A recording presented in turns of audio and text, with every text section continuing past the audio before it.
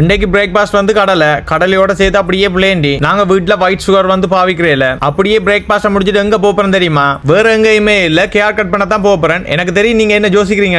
Hard work பண்றோம், முன்னுக்கு வாரம் டே 13 வாங்கோ பாப்போம்.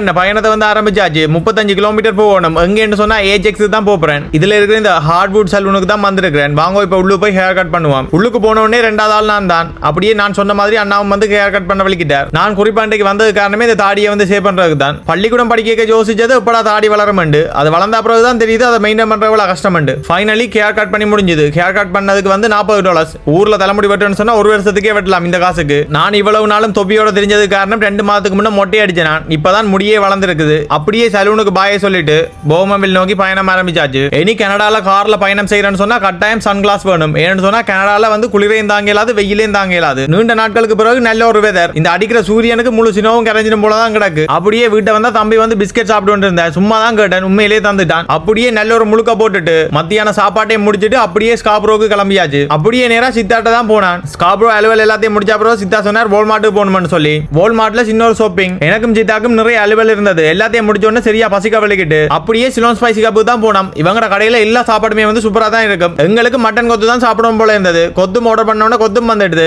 கொத்தோட சேர்த்து மேங்கோ மில்க் ஷேக்கும் எடுத்தது. சூப்பரா தான் இருந்தது. அப்படியே கொத்த சாப்பிட்டு சித்தாக்கு ஒரு பாய சொல்லிட்டு அப்படியே ஓம மில்லுக்கு வந்தாச்சு. அப்புறம் என்ன, ஓம மில்லுக்கு வந்தாலே எடிட்டிங் தானே. ஃபுல் வீடியோஸ் வாங்கி இந்த யூடியூப் சேனல்ல வரும். மறக்காம பாருங்க. பாய்.